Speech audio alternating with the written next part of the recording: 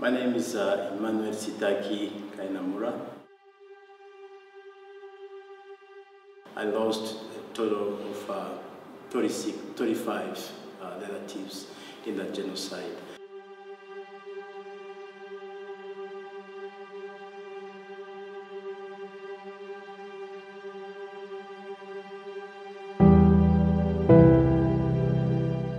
Even for us, we don't know if tomorrow we're going to survive.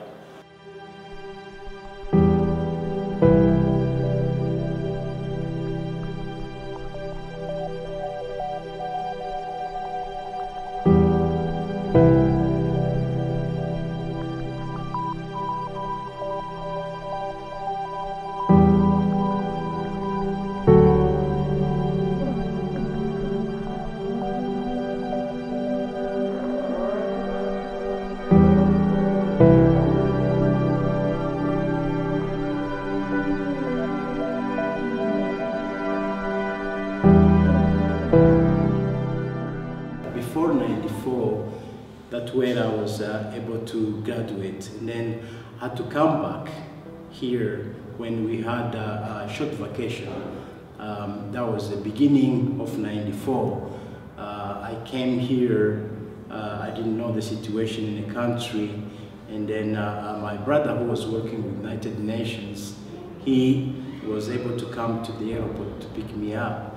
And when he came, he asked me a strange question. As my own brother, he said, "Why are you coming right now?"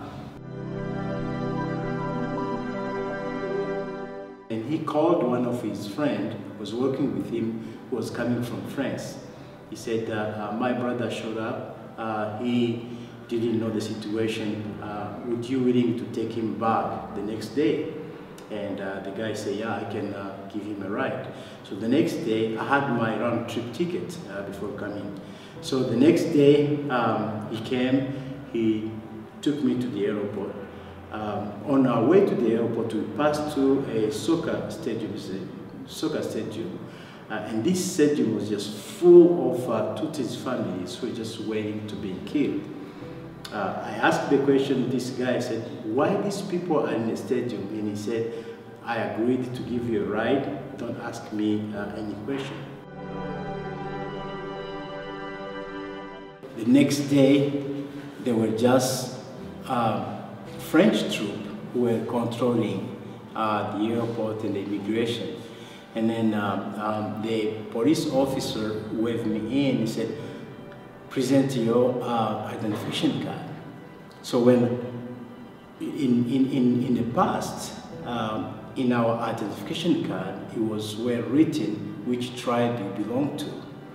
And that was the shortcut to identify who belonged to which tribe to being killed or being saved. So I reached in my pocket. The first ID came was my student ID from Congo, Kinshasa. And the police officer was from France. I knew that they had instruction that if they saw someone who belonged to the Tutsi tribe, they can't really allow him or allow them to leave the country. And then when I showed my student ID, he said, "Oh, you are Congolese, you can leave." Honestly, I wanted to say, "No, I'm not a Congolese, I'm just a student there," but thank God. When I reached Kinshasa, I tried to call back my brothers and my sisters and my family. No one was answering. I knew that they were taken to being killed. The shocking moment for me was when I saw her and she couldn't even recognize me. And then one day there was a trial where they were judging or bringing the trial for those who killed my family. You know, people who killed my family were not like strangers. They are people who we grew up together, people that we played soccer together, we shared meal together. They were neighbors. They were not like strangers. And then when I got there, I saw these guys. I know them by names. There are people that we grew up together. We went to the primary school together, and they were friends. We were friends with this, but just they become like killers like that. So when I saw them, God did something in my inside that I would really never forget. Because when they saw me, actually I think they didn't know that I survived. They knew that they exterminated our family. Before stepping out, it was hard for me to think even how I can be able to forgive these people who killed my family. It was impossible as a human being. But by God's grace, I was able to extend that forgiveness for these people.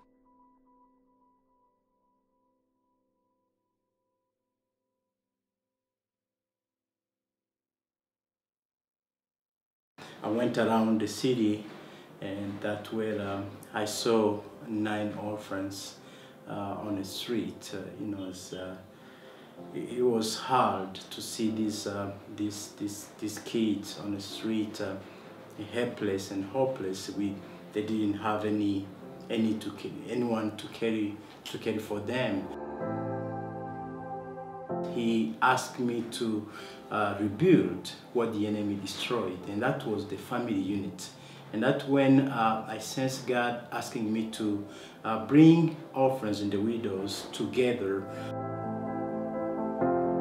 And that's where I sensed God speaking to me, saying that this is what I'm calling you to do. You need to take care of these orphans. And that's how I started the ministry of ERM. Most of them were not able to go to school. They didn't have a relative to support them. When you go to school, you have to wear uniform, you have to pay the transport, you have to have school materials. All those require the resources which the orphans and the widows don't have. So we are bringing them the skills that they need, they can apply for supporting themselves, generating income for themselves. We are trying to equip these who were not equipped to be able to face the challenges of life. We are restoring those dignity that they lost when they lost everything. And then we are trying to multiply this vision to one location to another.